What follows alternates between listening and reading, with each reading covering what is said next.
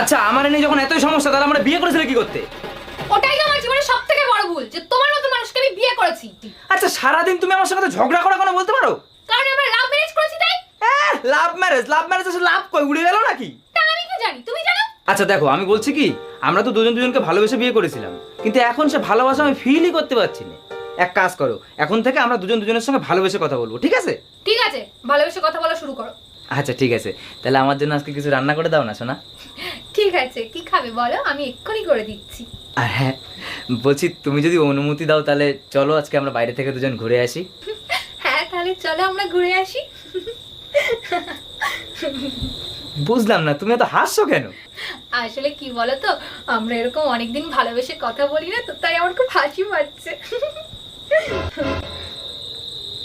শোনা, আমি আর এই ভালোবেসে কথা বলতে পারবো না। আরে ভালোবেসে কথা না বলার কি হয়েছে? শোনো না,